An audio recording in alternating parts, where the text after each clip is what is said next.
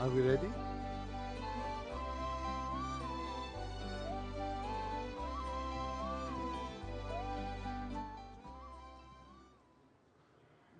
Check this. Hey. This way. Yeah, I just check with the translation. I just check with the, you can speak. I just listen for the translation. Yes, you can speak. Okay. We will start after this, or we will wait. Sorry, we will start right after. No. We'll wait a few minutes. Let's try and get more people in the room. Yeah? Good afternoon and welcome to the next session on the stage. We will be talking about uniting NGOs and the private sector, and we'll be focusing on advantaging from government empowerment for sustainable land use management and diverse desertification resilience. We'd like to thank the consulting firm Jadarah for sponsoring this session, and they will be joining us on the panel with an incredible set of speakers that are coming from government, from NGOs, from international and local perspectives. So please join us in the session starting in a few minutes. Thank you.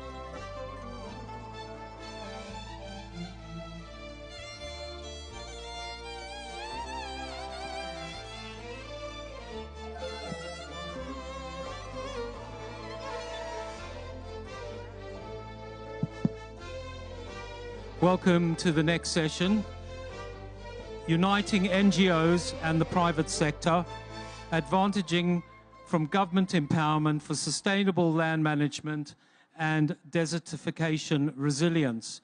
I'm going to invite the speakers onto the stage in a few minutes.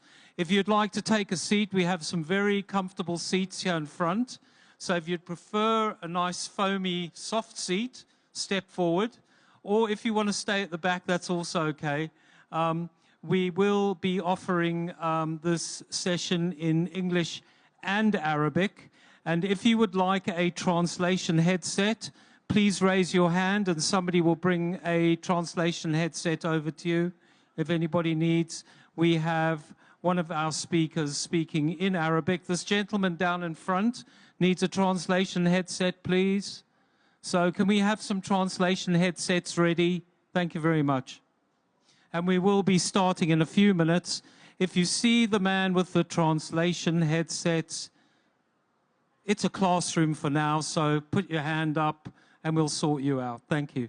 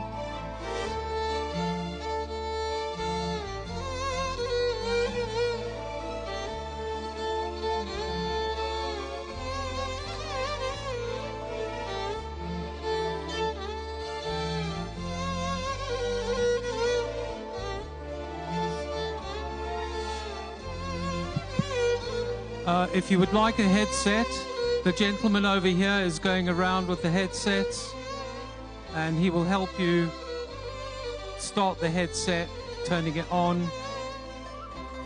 I think we need a headset down here, please. Oh, you have headsets, good. Anybody else need a headset? Hands up.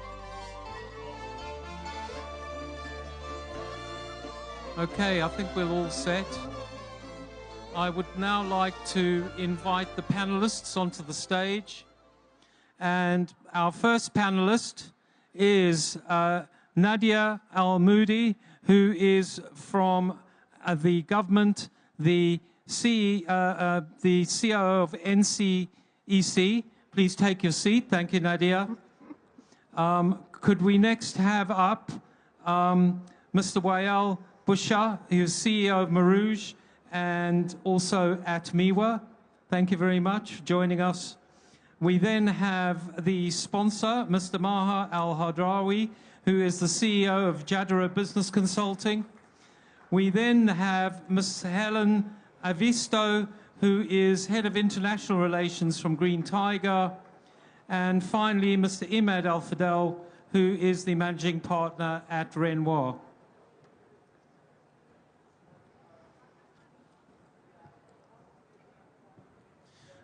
Thank you very much for joining us today.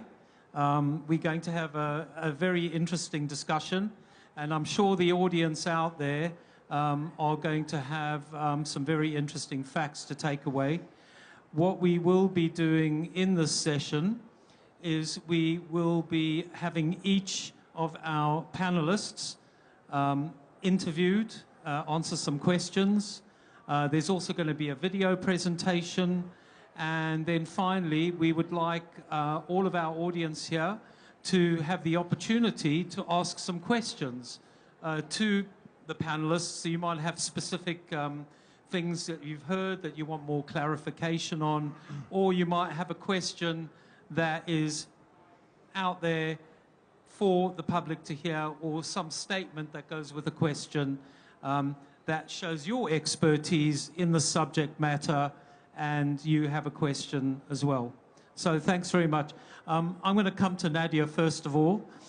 Nadia, before we start the deep dive, could you just tell us a bit about you and your organization? I am Nadia Al-Amoudi, the Executive Director for Strategy and Operational Excellence at the National Center for Environmental Compliance. I started my career with the private sector, with the non-profit organization through the Chamber of Commerce. And then when it was the launch of the Vision 2030, I wanted to be part of the implementer. I moved to work with the government, with the Ministry of Economy and then Ministry of Industry and Minerals, and now with the ecosystem of the environment. Excellent. Mr. Well, could we come to you next and tell us a bit about you and your organization, please? Yes, definitely. I will talk in Arabic. المهندس وائل بن عدلي بوشة، مدير عام التوعية البيئية وتعزيز القدرات بوزارة البيئة والمياه والزراعة، والرئيس التنفيذي لمؤسسة تنمية الغطاء النباتي مروج. بدأت حياتي العملية كمهندس في مجال السلامة وحماية البيئة في عدد من الشركات الوطنية، بداية من شركة الكهرباء ثم شركة أرامكو وهيئة الربط الكهربائي الخليجي، ثم انتقلت إلى العمل الحكومي في وزارة البيئة والمياه والزراعة تقريبا من 5 سنوات، وبعد انطلقت مؤسسة مروج قبل 4 سنوات أصبحت الرئيس التنفيذي لهذه المؤسسة. Thank you, sir. Mr. Maha? I'll speak as well in Arabic. ماهر عبد الرحمن الحضراوي، الرئيس التنفيذي والمؤسس لشركة جدارة للاستشارات.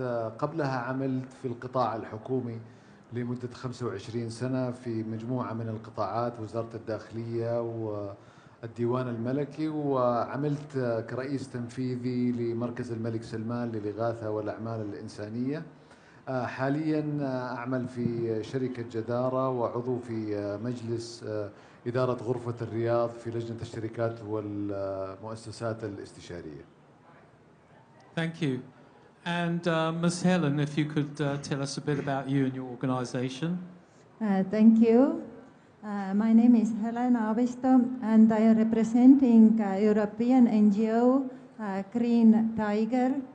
And my background is also being in private sector for 20 years, also starting different startups in financial technology, and now also in oil spill area.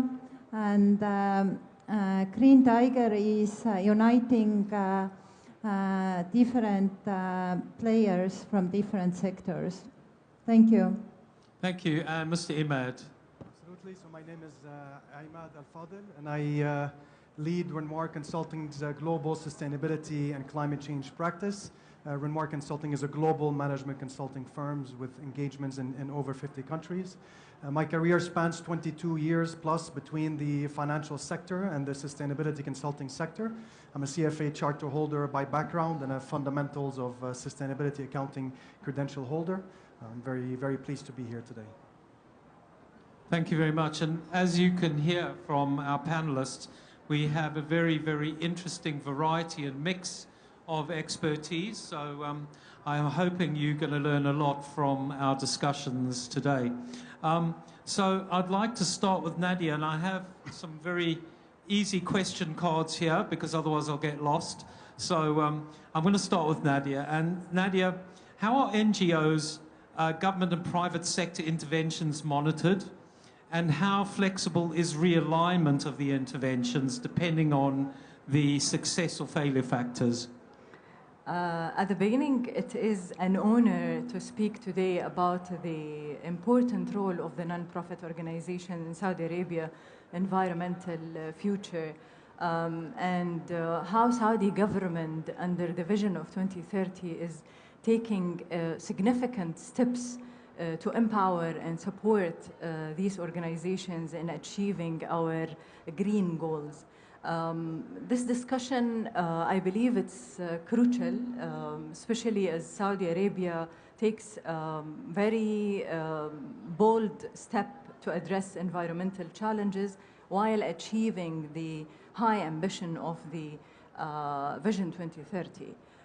Non-profit organizations have always been essential player in environmental protection, fostering community participation, raising awareness, and implementing innovation solutions. The Saudi government recognizes this critical role of the non-profit organization and has established various mechanisms to ensure that they are getting the right support at the right time.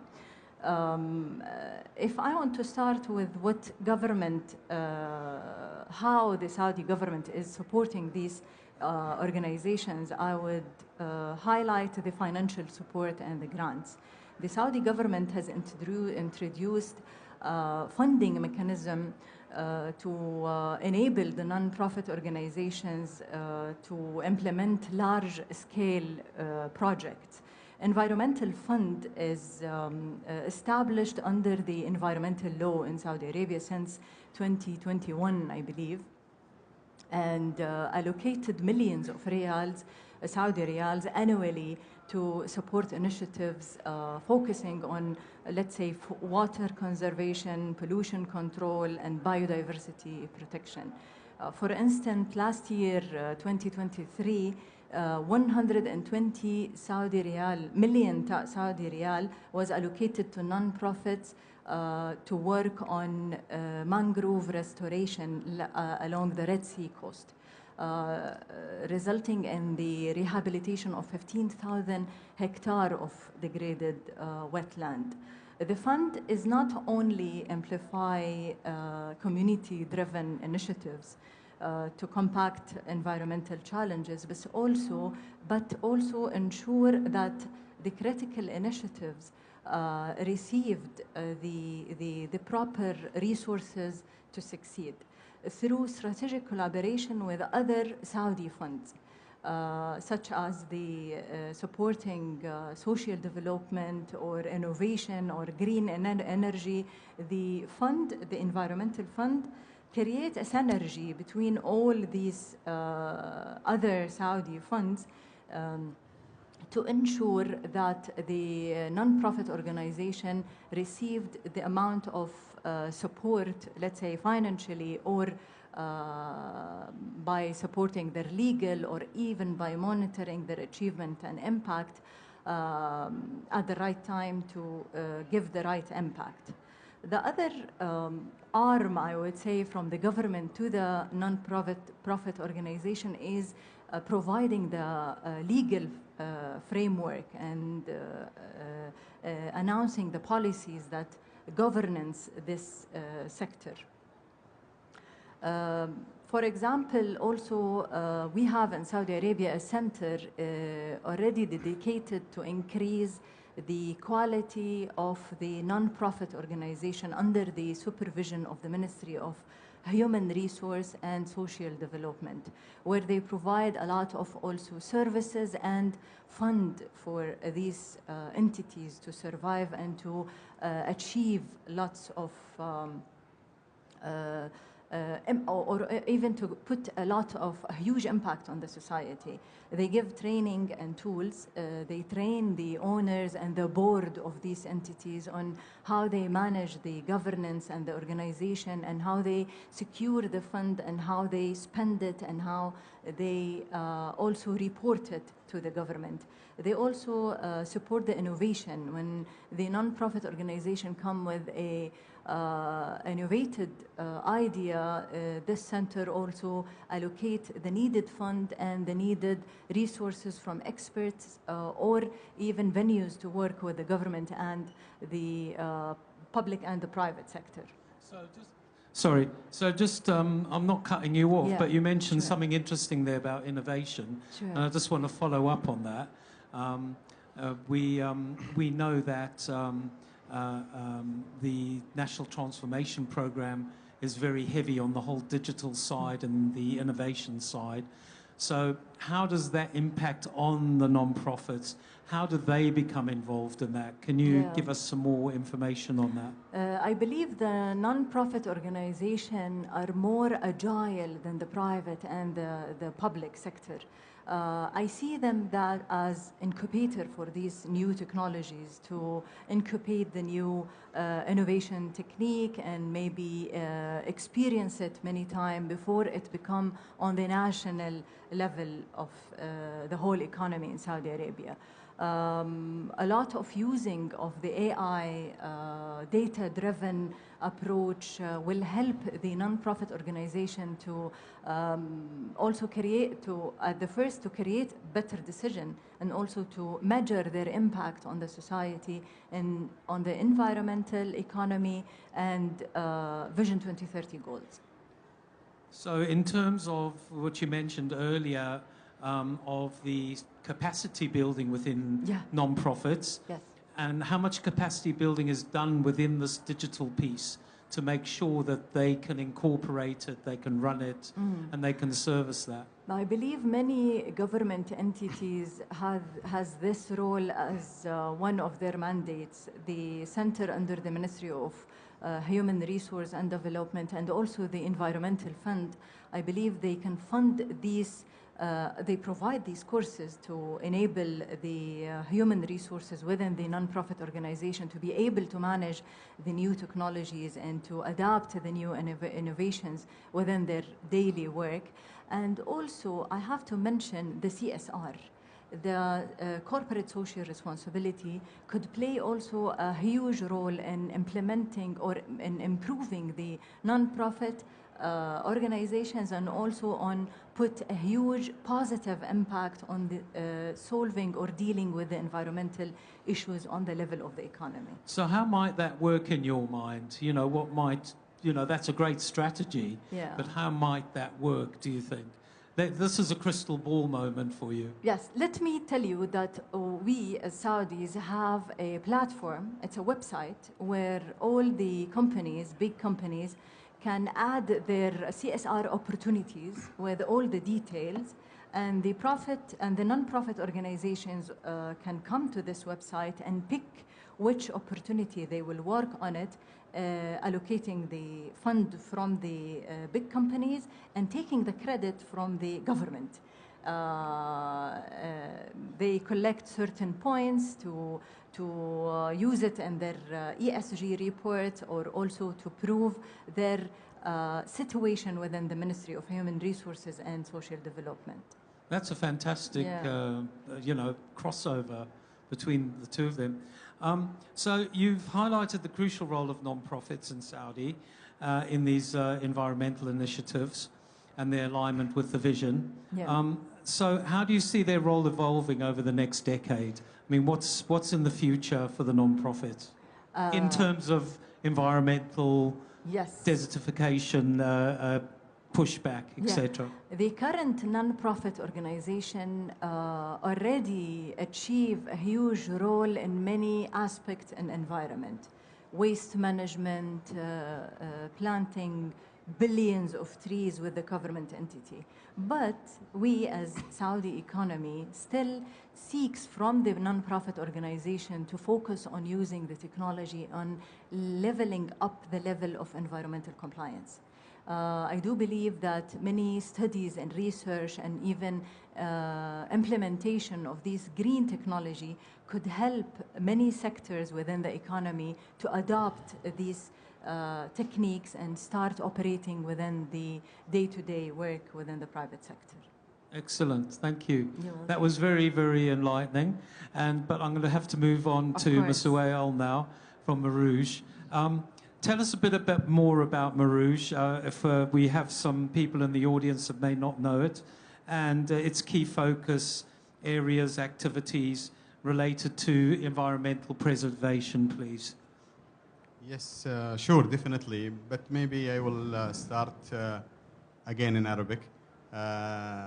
من ما انتهت له زميلتي الأستاذة نادية يمكن انطلق مؤخرا فيما يتعلق ببناء القدرات الأكاديمية الوطنية للبيئة، ونحن نترقب كثيرا أن يكون لها دور فاعل جدا في موضوع بناء القدرات لقطاع البيئة بما فيه القطاع العامل الغير ربحي العامل في مجال البيئة بإذن الله عز وجل.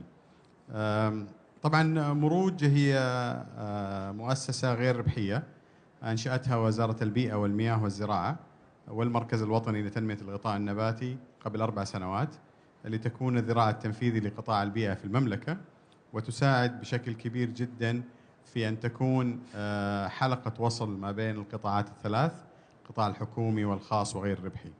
أهداف المؤسسة الاستراتيجية تتمحور حول دعم جهود منظومة البيئة في تنفيذ وتطوير مبادرات تطوير الغطاء النباتي ومكافحة التصحر، ودعم جهود التنوع الأحيائي ومكافحة آثار التغير المناخي، وأيضا تمكين منظمات المجتمع المدني السعودي وتطوير حلول مبتكرة للحفاظ على البيئة واستعادتها وزيادة الوعي ودعم المجتمعات المحلية في مختلف مناطق المملكة.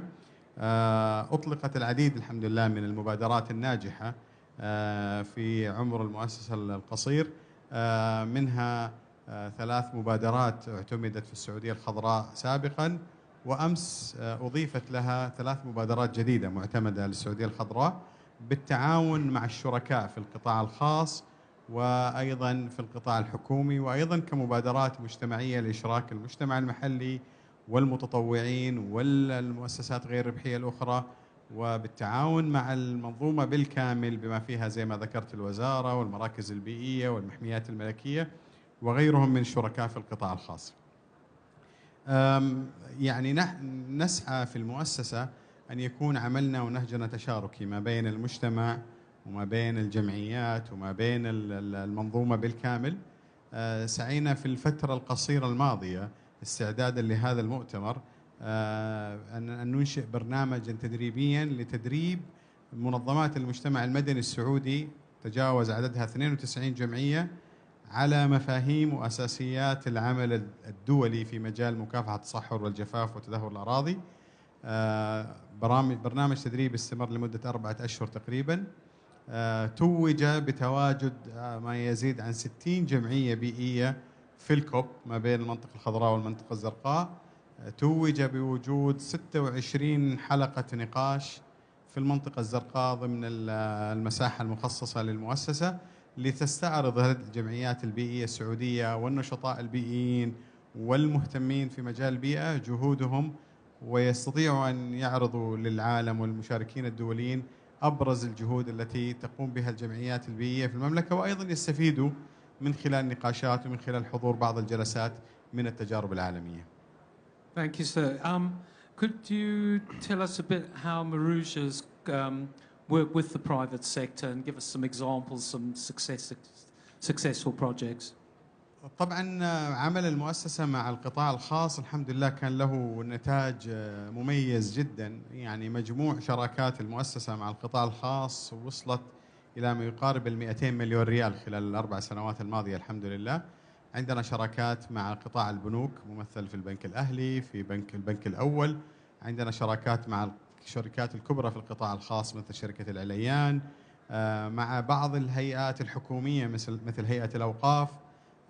اليوم قبل انطلاق هذه الجلسة كان عندنا توقيع مع شركة كاتريون المزود الرئيسي لخدمة التموين في الخطوط السعودية لشراكة إن شاء الله حتكون مثرية جدا في دعم جهود شركة كاتريون كمثال في تحقيق استدامة بيئية. يمكن ذكرت الأستاذة نادية قبل قليل أنه كيف تسعى الشركات أنها يكون عندها في تقارير ESG reports اللي تعلنها أن يكون عندها أداء مميز. نحن في مروج نكون حلقة الوصل لهذه الشركات لأن نساعدها في المجال الذي قد لا تحسنه ولا تتقنه فيما يتعلق بالبيئة وتنمية غطاء نباتي ودعم الأمور البيئية من الأبحاث، الابتكار، التوعية، التشجير، دعم الحياة الفطرية، جميع مجالات البيئة. حققنا فيها شراكات مئات الهكتارات من الأراضي تم استعادتها، تم نثر أكثر من 240 مليون بذرة في المحميات الملكية وفي أراضي الغطاء النباتي، من خلال مشروع الاستفادة من المياه الرمادية في المساجد تم تشجير أكثر من 94 مسجد حول المملكة، والقادم أكثر بإذن الله عز وجل. هذه عملية الاستفادة حققنا من خلالها توفير ما يقارب من 200 ألف لتر من المياه اللي كانت تكون مهدرة بشكل يومي، تم إعادتها مرة ثانية وتم يعني استبعادها من نظام المياه الصرف الصحي بتقليل التكلفة على محطات الصرف الصحي والاستفادة من هذه المياه بتقنيات مميزة للحصول على نتائج بيئية وجودة حياة مزدهرة بإذن الله عز وجل. Sorry, I lost the translation a bit there. My headphone went out. But I do have a question for you. I can go in English again if you'd like. Well, I'm going off script here because I want to know more about, we pushed the digital transformation piece here, and you talked about smart water, and I suppose we're talking about smart irrigation in agriculture and all those kinds of issues that are going to be better for the environment. What other technologies are you, advocating to your partners or expecting the private sector to be using in the future? That's the first part of the question. And what are the potential challenges that you see of working with the private sector in the future? طيب بداية السؤال الأول يمكن أيضا أثناء كلام الأستاذة نادية جاء في بالي أنه الوزارة أنشأت حاضنات مميزة للعمل البيئي والزراعي والمياه. موجودين هنا عندهم 3 أجنحة إذا أحببتم تزوروهم، سدرة وسحابة وسنبلة. كل من هذه الحاضنات معنية بتطوير الاختراعات والابتكارات في مجالات البيئة والمياه والزراعة، تعمل كحاضنات لهذه الشركات. نتج عنها عدد من الشركات المميزة جدا في المجال هذا. في مجال التقنية هناك الكثير من الشركات الناشئة التي تعمل في مجالات إما عملية استخدام الري أو عملية المراقبة والديجيتاليزيشن حق عملية التشجير، أو حتى عملية استخدام طائرات الدرون فيما يتعلق بنثر البذور أو الري أو المراقبة وغيرها. مجال التقنية والابتكار واسع جدا. أيضا حيكون عندنا في الكوب في أسبوع كامل للابتكار، حيكون في الكثير من المشاركات المميزة والأفكار الخلاقة صراحة. أعتقد القطاع الغير ربحي جاهز بشكل كبير جدا أنه يعني يتلقى الدعم من القطاع الخاص ويدخل في عملية البحث والابتكار بشكل مميز، لأنه هذا هي يعني البنش مارك العالمي، يكون عملية البحث والابتكار من أهم أدوار القطاع غير ربحي لتطوير الأساليب التي تقلل من يعني تزيد من استدامة الموارد وتقلل من عملية الهدر اللي موجودة، سواء الهدر المالي أو الهدر المائي أو الهدر في الموارد الطبيعية المتعددة. فأعتقد الترابط الجهود ما بين القطاعات الثلاث مهم جدا، ودائما العمل المنفرد هو أكبر تحدي. العمل الجماعي والتواصل ما بين القطاعات الثلاث يعني يحقق أهداف مهمة جدا ويردم فجوات كبيرة جدا. يعني أحيانا احنا من خلال تجربة لما نجلس مع بعض الجهات في القطاع الخاص يعني كأنهم يقولون أنتم كنتوا فين؟ ففعلا نجد أنفسنا من خلال الجلوس مع بعض. تجد القطاع الخاص عنده الرغبة أن يعمل ولكن لا يجد الذراع التنفيذي. القطاع غير ربحي عنده الأفكار للعمل ولا يجد التمويل. وهنا تجد أهمية العمل المشترك، أهمية مثل هذه اللقاءات، أهمية المشاركة في مثل هذه المؤتمرات، تحقق هذا النوع من الترابط الكبير جدا وتحقق قصص نجاح حقيقية. Thank you very much. I'm going to move over to Mr. Maher here and ask him to give us an overview of important contributions made by the national private sector, since that's where you come from, and in the field of the natural environment and protection of it. Great. Thank you, James. I believe it's better to answer this question in Arabic. So it is a very huge sector. We are talking about the private sector with full respect for the governmental sector and non-profit, and I would like to build on that with what Nadia said and Mr. Wael as well.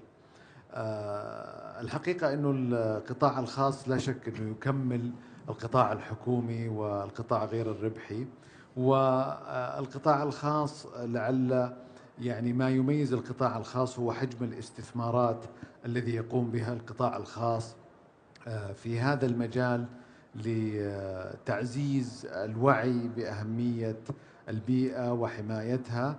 تأتي الاستثمارات يعني في مجال، إذا تحدثنا عن الشركات الكبرى وكثير من الشركات التي يعني يملكها صندوق الاستثمارات العامة أو الشركات الخاصة المطروحة في أسواق الأسهم، يكون لها تأثير كبير في حجم الاستثمارات في الطاقة المتجددة، وكذلك حجم الاستثمارات في استصلاح الأراضي، استفادة من التمكين الحكومي لمثل هذه البرامج. ومثل ما تفضلت الأستاذة نادية عن وجود مجموعة من الصناديق التي تدعم القطاع الخاص للاستثمار في هذا المجال.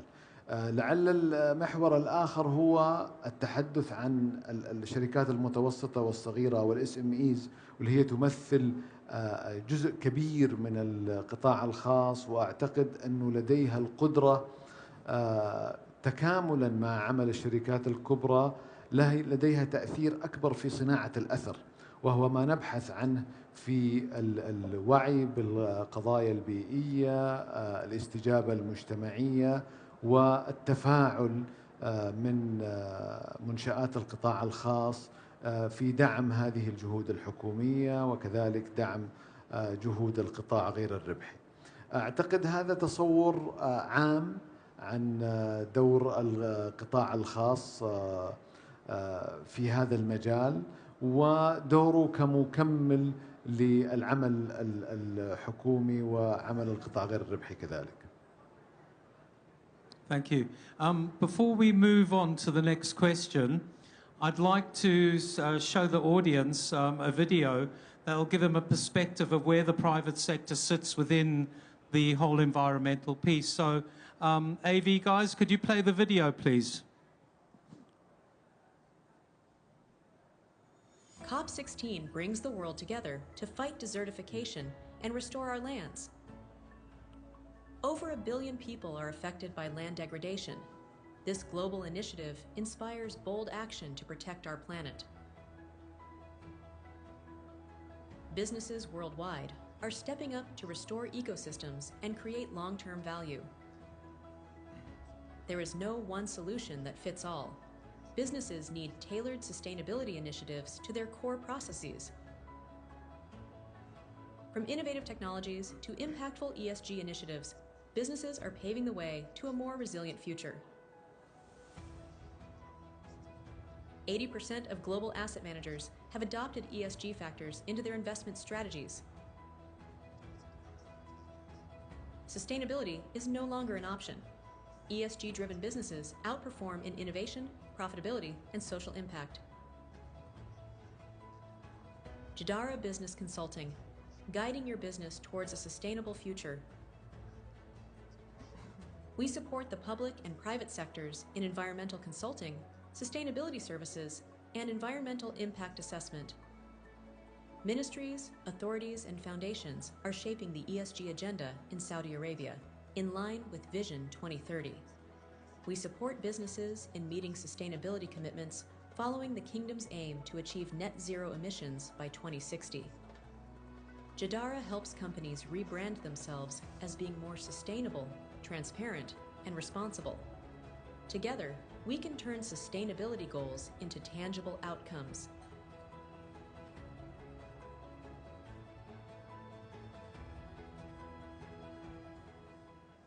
So that is a good example of where the private sector are looking to create value into the environmental value chain. And I think it's important to continue this discussion with you. And as a CEO of a national consulting firm, what is the role played by the consulting sector in enabling government and non-government institutions in the field of promoting ESG and making sure that businesses in the future have resilience against any environmental degradation? Thank you, James. أنا أعتقد أنه فعلا دور جدارة الآن كشركة في القطاع الاستشاري السعودي هو مساعدة القطاع الحكومي وكذلك القطاع غير الربحي والقطاع الخاص كذلك في عملية ربط المبادرات البيئية بالخطط الاستراتيجية، وأن لا تكون يعني الخطط الاستراتيجية بمعزل أو منفصلة عن الأكتيفيتي والأنشطة التي تتعلق بالأنشطة البيئية، أنشطة خدمة المجتمع. لأنه من الملاحظة كشركة عاملة في القطاع الخاص والقطاع الاستشاري السعودي أن ربط المبادرات والبرامج الخاصة بالأعمال الاجتماعية وأعمال الاستدامة البيئية بالخطط الاستراتيجية يمكن هذه المؤسسات من متابعة تحقيق الأهداف ومن صناعة الأثر، ما كنا نتحدث عنه في البداية، أن يكون ليس فقط تقرير عن الأعمال أو الممارسات البيئية والاجتماعية التي تقدمها هذه الشركة أو هذه المنشأة، ولكن نتعدى ذلك إلى ما هو الأثر الذي تركته هذه الفعاليات وهذه الأنشطة في المجتمع وفي تحقيق الأهداف الوطنية بصفة عامة في هذا المجال. ولعل كذلك الأعمال التي يقدمها القطاع الاستشاري السعودي بمختلف الشركات العاملة في هذا القطاع من تقديم أفضل المعايير الدولية لتطبيق هذه الممارسات والاستفادة من التجارب الدول التي سبقتنا في هذا المجال والبناء على ما انتهت إليه أفضل الممارسات. أعتقد أنه دور القطاع الاستشاري يساعد كل قطاعات الدولة أنها تبني خطط فعالة تستطيع أن تراقب الأداء وتستطيع أن تحقق الأهداف المرتبطة بالأهداف الوطنية الموجودة في رؤية المملكة 2030. So, corporate governance is obviously important in this equation that you've just described. So that is your speciality in terms of the consulting firm, or one of your specialities. I know there's more to it. But from the field of governance, do you see what is the impact on the private sector commitment to issuing annual reports that include environmental, social, and those kinds of corporate governance practices? How do they push it to make sure that they're successful in those areas? I believe it's not a specialty only.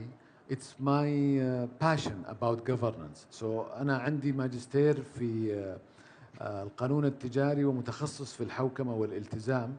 والحقيقة سمو سيدي ولي العهد عندما يعني أطلق رؤية المملكة 2030 يعني ألهمني في كتابة كتاب عن حوكمة رؤية المملكة 2030.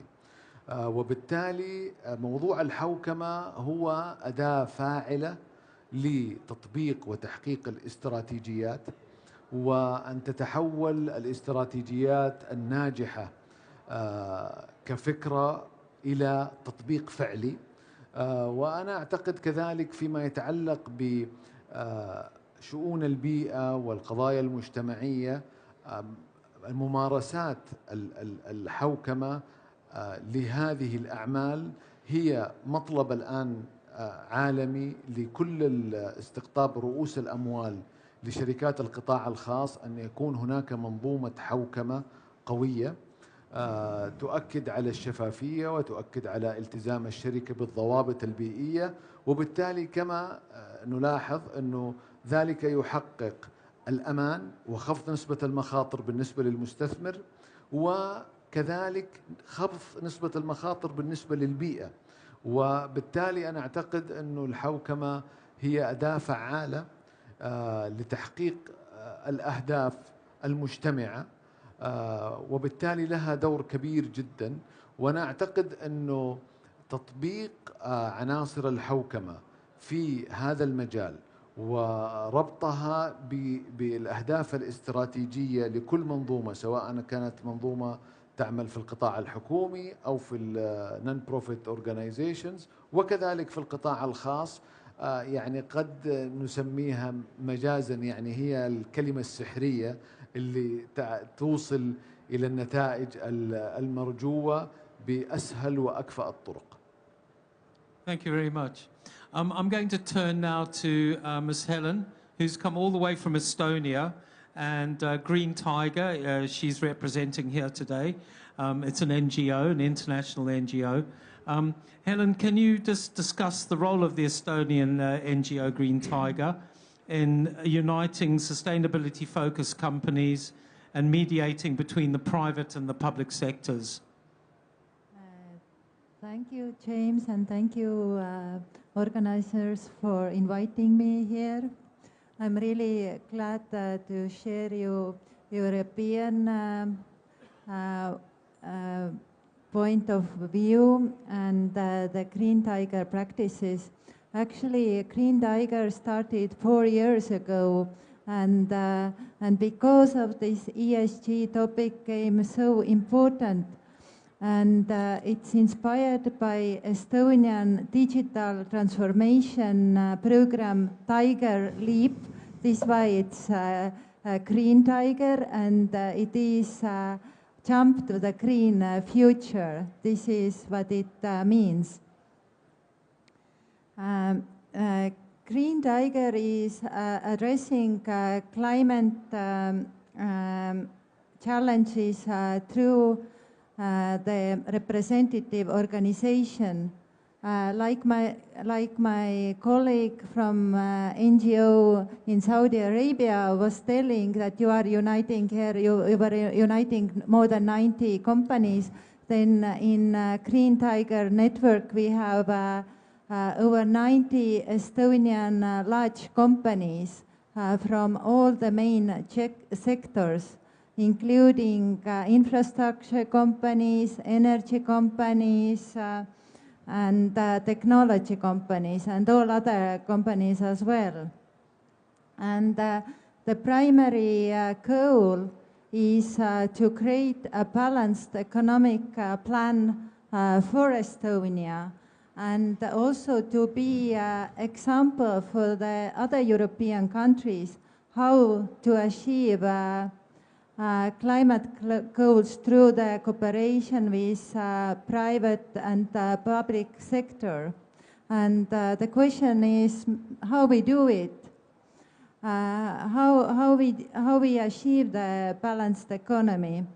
It is we are creating roadmaps for the all main sectors of economy, and during end of next year, there will be 6 different roadmaps: energy, construction, land use, industry and circular economy, transportation, and also one general roadmap which will cover all the sectors and is telling the right steps, or is telling the concrete steps state should be taking to achieve the balanced economy.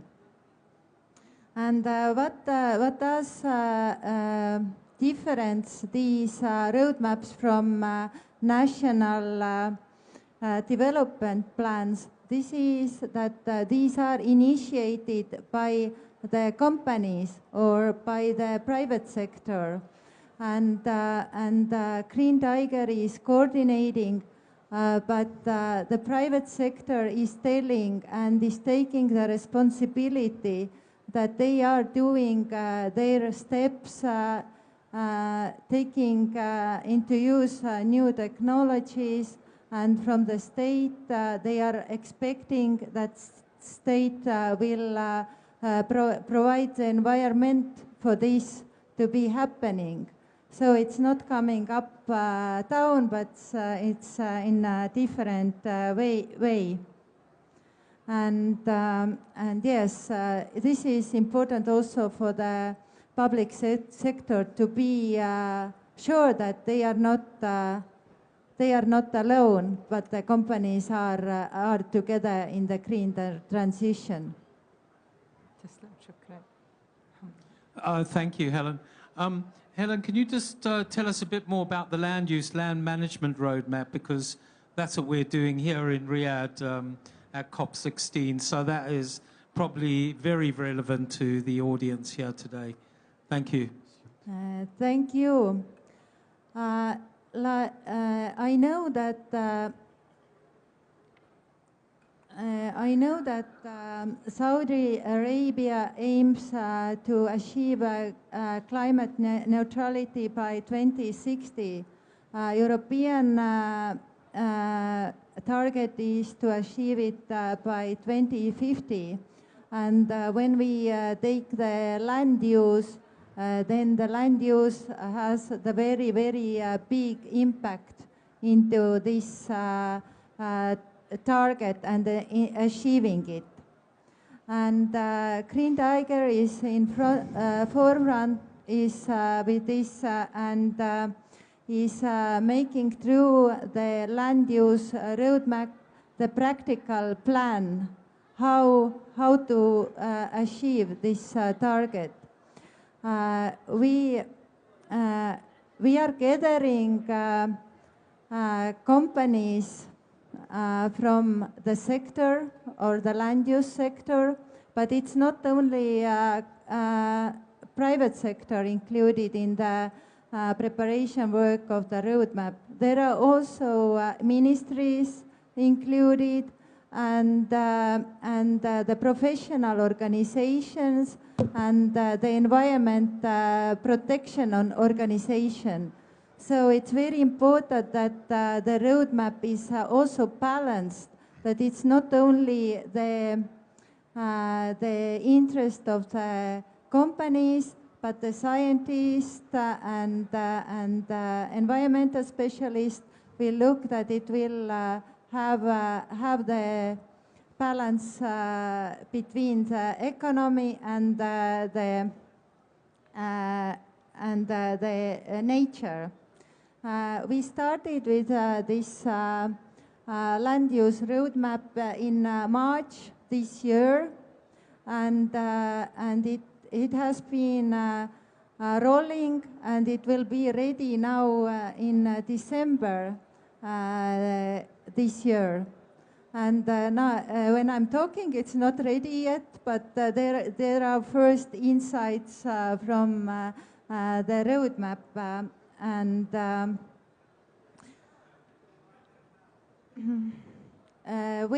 When we do the roadmap work, then we divided this land use into the 4 main areas. These are the forest land, agricultural land, mineral resources, and water resources. And in Estonia, we can be proud that we have 50% of our land has been covered with forest. It's a very, very green land, but still we do have our challenges with this, because we need to, we have seen that our carbon storage place, the forest, we haven't been utilizing it in the best way, and we need to make changes and to see how is also to plant new trees, like you have the target to plant 10 billion trees. Then in Estonia we are planning to plant 18 million trees. So it's a little bit less, but I can see similarities here, and we need to decrease the clear cutting, because and if it's we are using the wood coming out from the forest to give a lot of added value and use it in a circular economy, and 23% of our land is the agricultural land, and we are facing also problems over there, because the biodiversity is decreasing, and the birds' life is decreasing, and through this land use roadmap we have been listing the innovative solution, how to stop it and how to improve the process. even 7% of Estonia has the wetland, then we also are facing problems with our water, especially in the cities and in the urban areas. And we really need to think how to do the city planning for the future to get the better quality of the water. So we do have very, very similar problems, and in Europe and in here, and I think this approach and the partnership between private and public sector, it's crucially important, because one cannot do changes without other. Helen, just on the successful example of some of the actions that you've taken in public-private partnerships, how do they contribute to policy making and the sustainable land management future of Estonia and Europe? I was telling you that Green Tiger has prepared these roadmaps already before. The first one was the energy roadmap, and actually it was the first document where it was so deeply looked into the energy sector and the target of getting carbon neutral by 2050. And when the document was ready, then Estonian government was taking it to their policies, and now it was already before our climate ministry was opened, but now we are working. Estonia is working on Climate Act, and many parts to this Climate Act has been coming from our energy roadmap. And the land use roadmap is just going to be ready in December and published, and we see that it's gonna have a similar impact, that it will be, the government is already waiting for this. And I was also here 1 month ago with our Minister of Economy, Estonian Minister of Economy, Erkki Keldo, and then we had meetings, and he told also from his side that this is really beneficial for the state to get this kind of input, and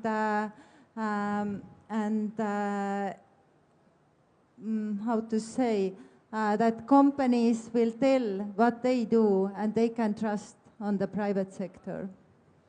Okay, and then Estonia is a very, very different geography and land to Saudi. You're still planting trees, like you said, but what in your land use plan do you think can be adapted to Saudi Arabia? Is there anything in there that is relevant to Saudi at the moment? I'm sure you have some great ideas, so let everybody know.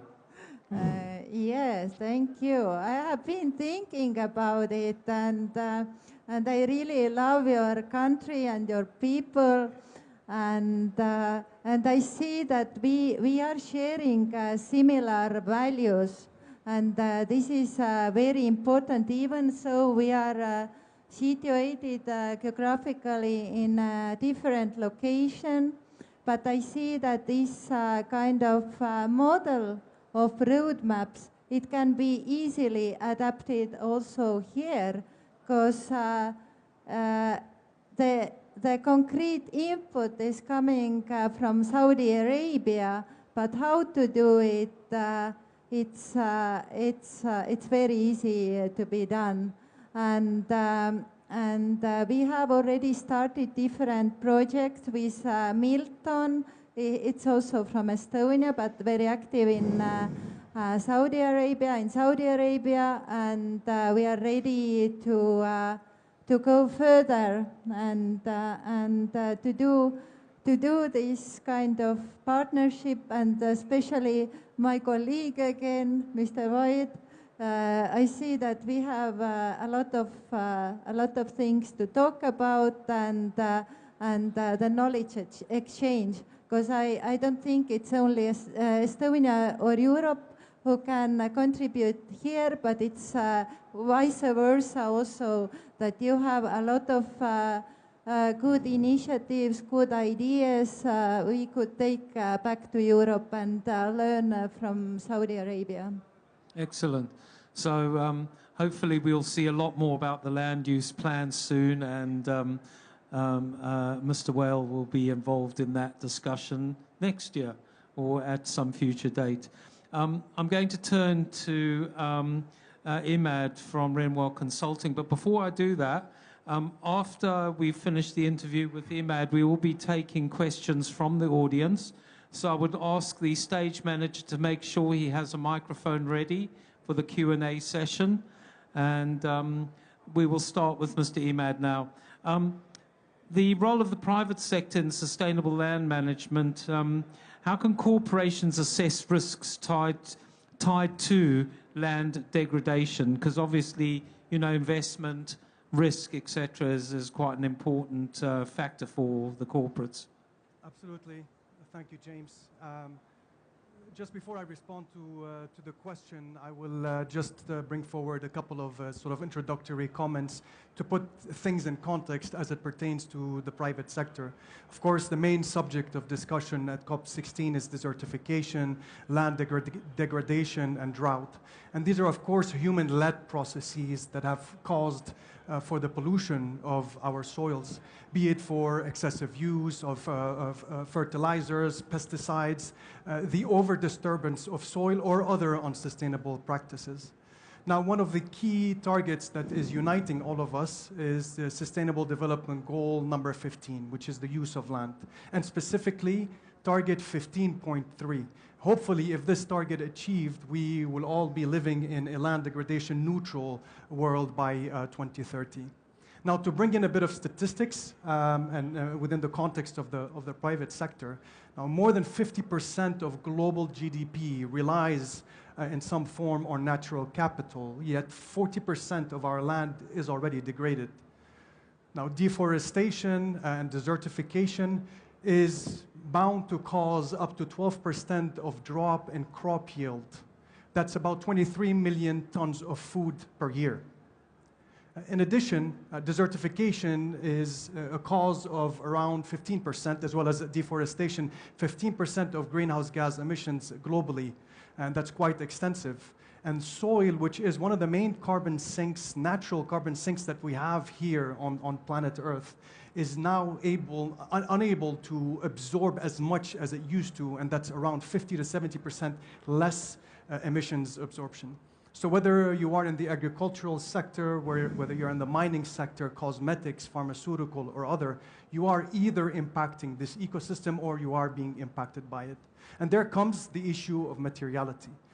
It is very important for the private sector, for all companies, to understand what is material to them from a climate change, biodiversity, or desertification perspective. Two things could be done. One is to actually conduct what's called a materiality assessment, and second is to do a supply chain audit.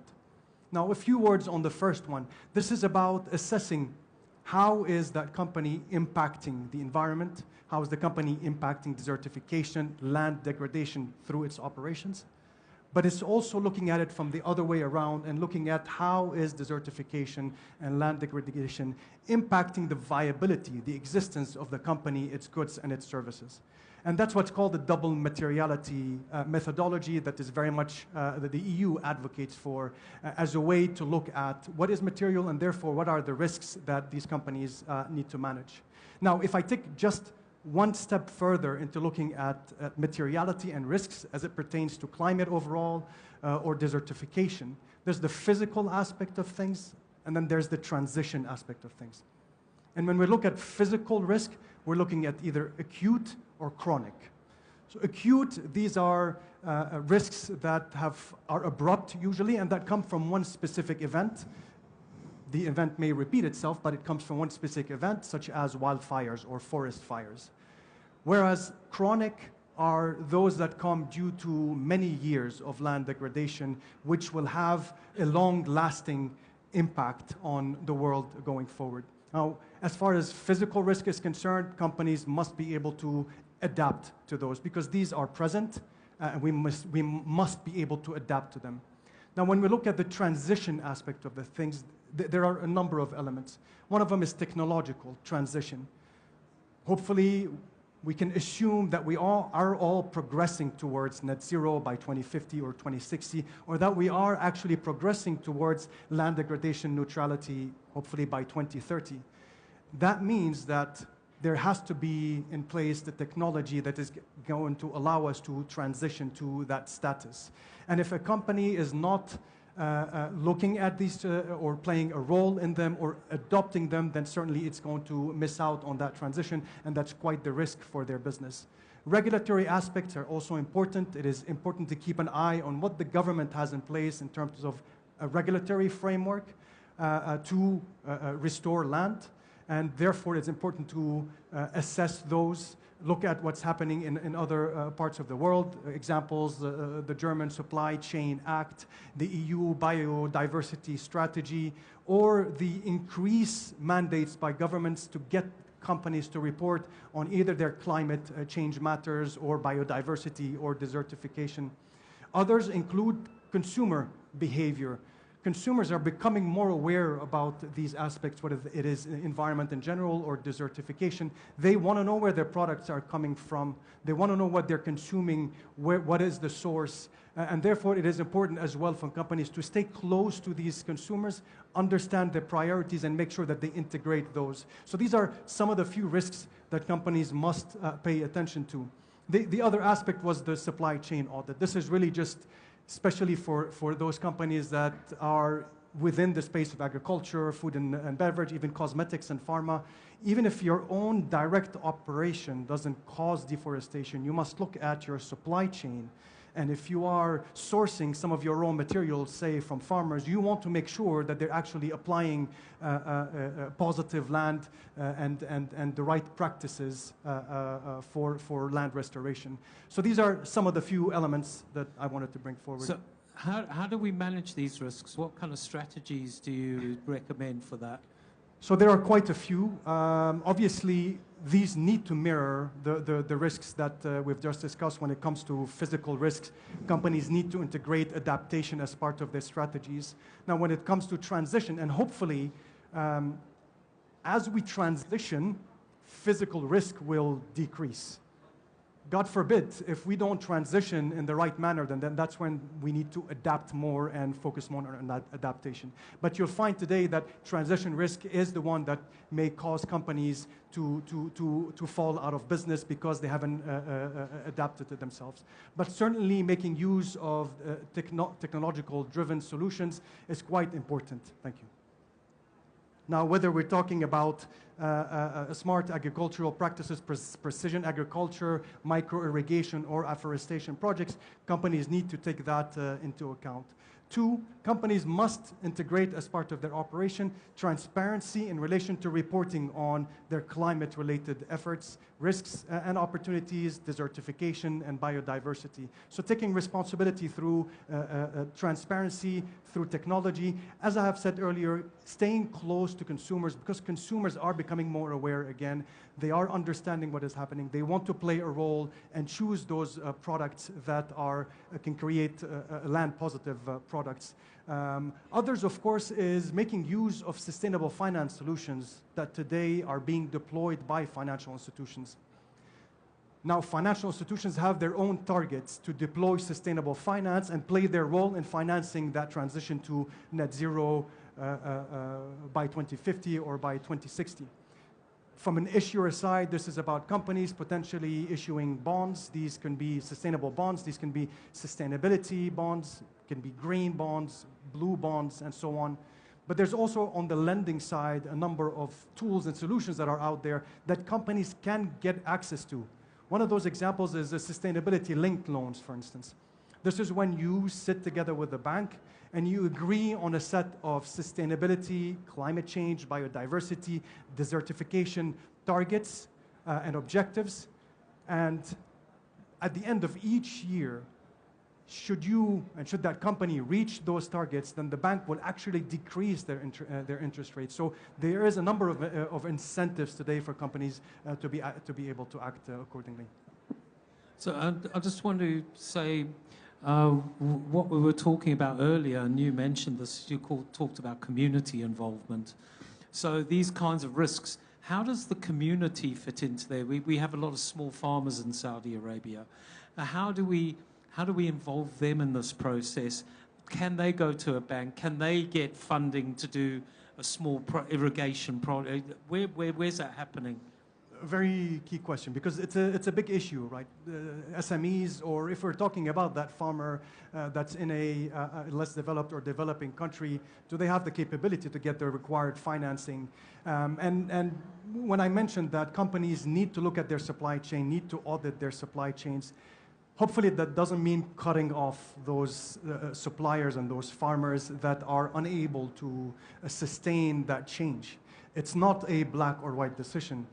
The private sector companies, and especially multinationals, have a duty to engage with their suppliers and to support them in ensuring that they're able to adopt the right technologies and the right processes. So you'll find many of the large firms, they actually have programs whereby they are engaging with their suppliers and they are supporting them, whether it be to sponsor any financial related requirements that they may have with banks, or to actually provide them with the required support in terms of know-how in order for them to be able to progress. But hopefully, at a certain point in time, we all have to transition, and the supply chains must be indeed sustainable. Because we do know that the ministry have this the kind of rural development capacity building thing going on, but what should the private sector do about it besides just auditing their supply chain? But indeed to engage with them. So not only audit and not take a decision to cut off suppliers, but rather is to engage with them. So you'll find that if we're talking about climate change related matters, for instance, and we're talking about net zero commitments by companies, again, it's not about cutting off those suppliers, because you can't reach land degradation neutrality or net zero on your own. I think we've established that it's a collaborative matter. And anyway, when we're looking at a company's emissions, there are emissions that you account for that are direct, that come from your own operation, and there are those that are indirect, which tend to be the largest portion of your emissions, and these come from your value chain. And therefore, it is extremely crucial to collaborate with your suppliers, to have an engagement program. Yes, embed sustainability as part of your procurement process, but have an engagement plan with your suppliers to get them to get on board with what's happening. Okay, thank you. So that kind of touches on developing effective partnerships between NGOs and some of the work that Nadia is doing with communities and the ministry, and also in the private sector.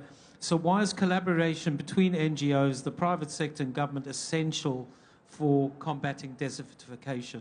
Absolutely. So each bring their own characteristics. Each are drivers for us to be able to reach these various targets. Perhaps I'll talk about one element that is yet to be discussed, which is blended finance. Some of these projects that are related to restoration of land may seem to some private sector participants as being below a certain IRR threshold, below a certain profitability metrics that they have in place. And this is where blended finance comes into play, whereby either NGOs, governments, or both come in to de-risk these projects and make them more viable for the private sector. That's either by guaranteeing certain elements of the project, providing grants, or even financing those projects and taking upon themselves the largest, the riskiest tranche, therefore bringing in investors at a lower risk tranche. So blended finance is certainly one of those elements. These private and public partnerships are crucial. But as we've all been mentioning, this is quite a collaborative effort. There must be a policy framework in place, and certainly the government brings that into play. There must be, the private sector must play a role in changing their operations, in financing this transition, especially when we're talking about financial institutions. And the NGOs are playing a crucial role with knowledge sharing, with bridging the gap between the government and the private sector, along with now seeing them implementing on the ground projects that are helping to advance matters. So this regenerative land management, you know, developing terraces in the south of Saudi Arabia back to, you know, being productive again, and that water scarcity thing, and other examples that I've seen in Saudi Arabia. How do the private sector, like you say, how do they justify that in the boardroom in terms of short-term dividends and profits and a long-term view of regenerative land management? Big issue, right? Corporations have to report their financial performance on a quarterly basis. That's how short-term their views are about their profitability. And then when you come in, sit with them and discuss climate change matters that may not manifest for another 10 years or 7 years. It used to be a difficult discussion to be had, but it's certainly getting easier and easier because of the various drivers that are pushing the ecosystem towards more sustainable practices. If I was to discuss one key aspect for corporations to do to ensure that there's the desertification or climate change or biodiversity is on the agenda of board, is to actually link corporate incentives, starting with senior managers, board of directors, and eventually all employees, to link a portion of their incentives with these targets, whether they are net zero targets, land degradation, neutral targets. That's one key way to do it, because then that really means that there is a level of maturity in the company whereby everyone wakes up every day feeling that this is part of their day-to-day work. That's one key element. The other key element, of course, is governments mandating companies to report on their ESG, on their sustainability metrics, climate change and biodiversity. Once you have to produce a report that's out there in public, the board has to endorse and sign, and then things get a little more serious. So these are a few things that companies should adopt. Thank you. I would like to give the audience some time with our experts here. I'm sure we have some people in the audience that do have some questions. We have a microphone somewhere, and that gentleman over there, thank you very much. And if you could say which, you might not remember the names of the speaker, but you might remember the company they're from.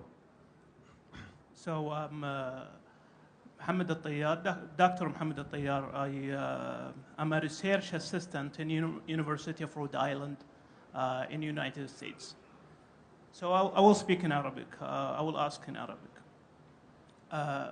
فيها الكثير من الاستراتيجيات والأدوات التي يعني تساعد في الحد من التصحر، ولكن ما هي الاستراتيجيات الأكثر تفاعلية التي تستخدمها سواء القطاع أو يستخدمها القطاع غير الحكومي والقطاع الخاص معا للحد من التصحر؟ Who would like to take that question? I can answer. Nadia? Nadia? طيب الانسر in عربي. Whichever way you like. Yeah. الحقيقة الاستراتيجية الوطنية للبيئة اعتمدت 5 مراكز بيئية للتعامل مع كل القضايا البيئية. واحد من هذه المراكز هو مركز تنمية الغطاء النباتي ومكافحة التصحر. التكنيك الدقيق للتعامل مع التصحر هو أكيد مسؤولية هذا المركز، بس لأنك سألتني على استراتيجيات فراح أقول لك أنها دائرة من النتائج تنتج من مركز إلى آخر. فإذا شفنا الاستراتيجية الوطنية للبيئة نجد أنه عندها 64 مبادرة تنفذ من خلال 5 مراكز وطنية. مركز للرقابة على الالتزام البيئي الذي يعنى بالأنشطة الاقتصادية سواء الحكومية أو من القطاع الخاص بكل الأنشطة الاقتصادية الموجودة أو القطاع الغير ربحي. للحفاظ على مستويات محددة من التلوث للهواء والمياه والتربة اللي إذا تراكمت نصل إلى نتيجة التصحر. المركز الثاني هو مركز التعامل مع المركز الوطني لإدارة النفايات، والتي أيضا في حال تدهورها تؤدي إلى نتيجة تصل إلى التصحر. المركز الوطني لتنمية الغطاء النباتي، المركز الوطني لتنمية الحياة الفطرية، واللي عندهم كثير من الاستراتيجيات الداخلية أو الأنشطة اللي يقوموا بها يوم بيوم من خلال الإدارات للتعامل مع البيئة المحيطة بالموئل الطبيعي. المركز الخامس هو مركز الأرصاد، واللي طبعا هو جزء من المنظومة، يضاف إلى ذلك مركز صندوق البيئة.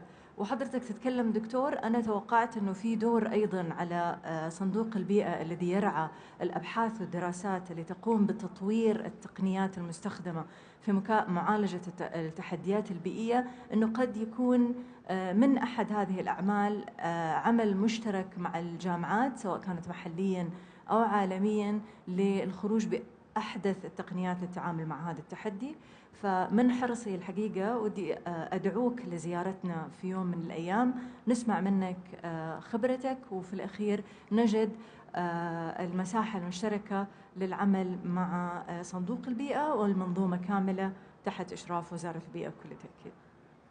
الدكتور إذا تسمح لي برضو يبغى أضيف لسؤالك، الحقيقة أنه أشكرك، أنه سؤال مهم. وأنا أعتقد أنه اللي تفضلت فيه الأستاذة نادية يشرح الخطة الاستراتيجية الوطنية وأدوار المراكز تحت مظلة منظومة البيئة. وأنا أعتقد الآن بحكم خبرتنا في القطاع الاستشاري أنه في تعاون كبير مع الأجهزة الحكومية فيما يتعلق بالتنفيذ الاستراتيجي. الخطط الاستراتيجية كما نعرف يعني هي تخطيط وإطار عام، ولكن الآن في برامج كثيرة في التركيز على التنفيذ الاستراتيجي اللي يعني يربط المهام البسيطة إلى مهمة أكبر، إلى أهداف، إلى تحقيق رؤية ورسالة هذه المنظومة.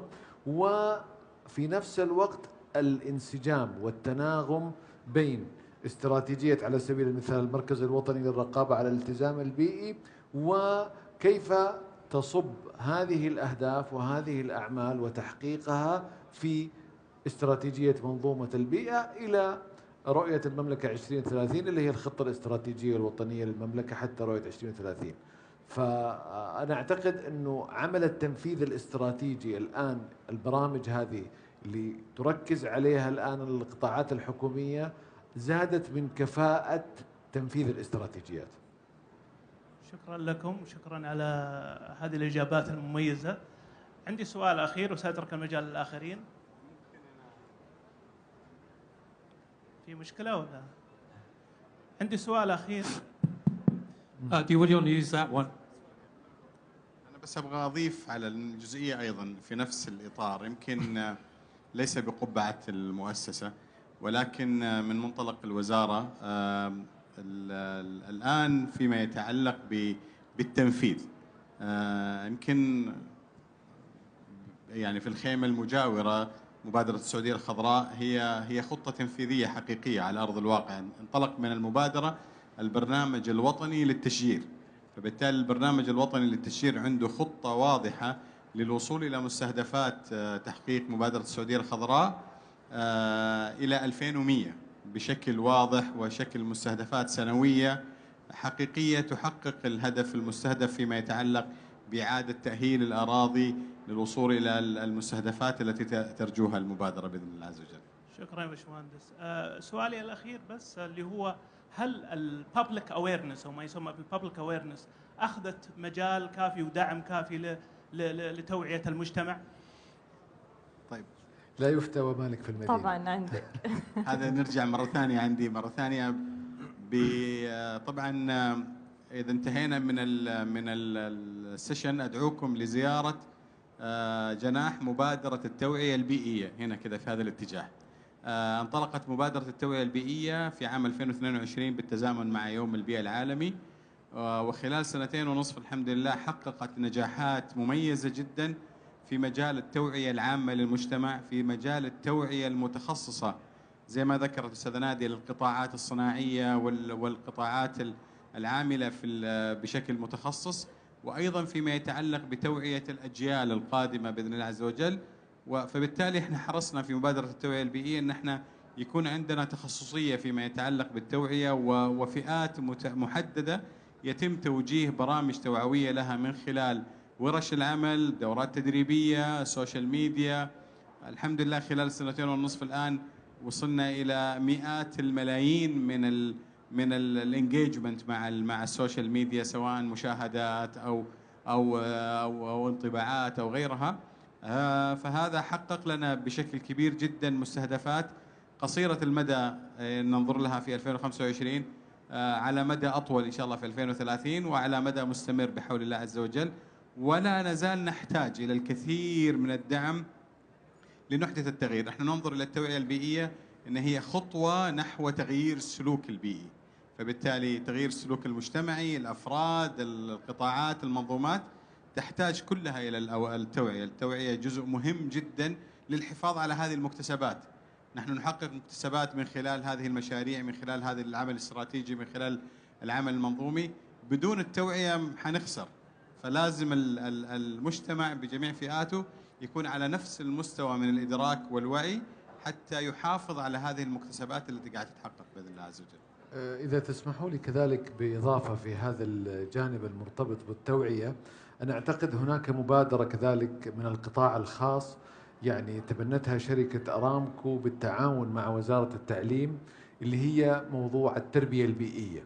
وبدأ أعتقد برنامج من سنوات، ولكن الآن مؤخرا تم إعادة دراسة الخطة الاستراتيجية لهذا البرنامج المتعلق بالتربية البيئية، وكيف يكون موضوع التربية البيئية موجود ضمن المناهج التعليمية، وكيف أنه موجود وفق يعني مراحل السنية للطلاب والطالبات، أنه بناء وجود التربية البيئية مع التوعية المجتمعية والأنشطة والمبادرات. أنا أعتقد أنه بإذن الله يعني سوف تظهر يعني أثر التوعية البيئية والمبادرات والجهود التي بذلت في السنين السابقة، يعني انطلاقا من 2015 و2016 سوف يكون أثرها إن شاء الله واضح قبل الوصول إلى 2030.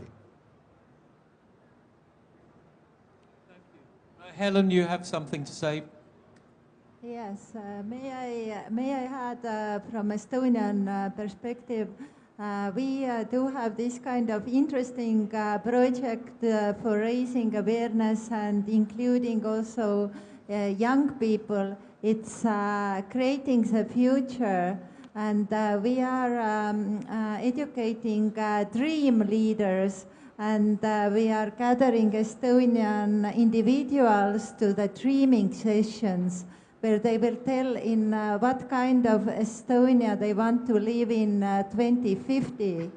And this is something like the target is to include 3% of our population into these dreaming sessions, and with AI tools and social analysis to make a green narrative which will unite our individuals.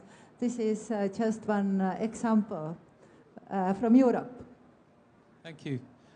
Do we have another question in the audience? Anybody? The gentleman over there, please. Feel free, Arabic or English. Well, let's go with English.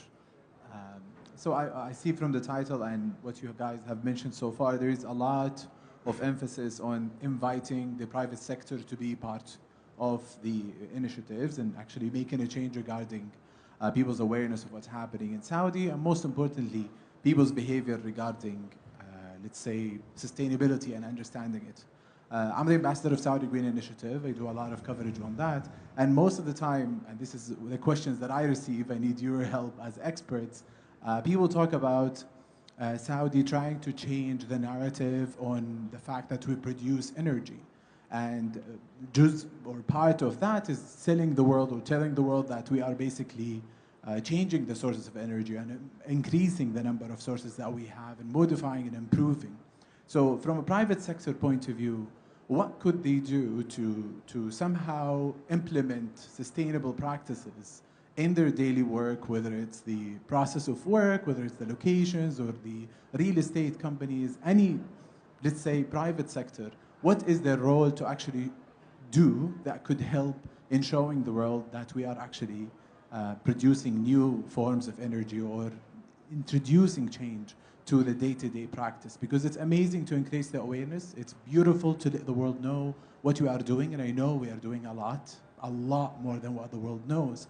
But I think sometimes people see what's in place, and I believe the private sector is the most powerful sector and the fastest sector to actually execute things. So what do you think could be highlighted by the private sector, whether it's an NGO perspective or just a small business, since most of our businesses in Saudi are small businesses? What can they do from a day-to-day process or work that we can actually show the world that here is progress on a tangible basis? Thank you.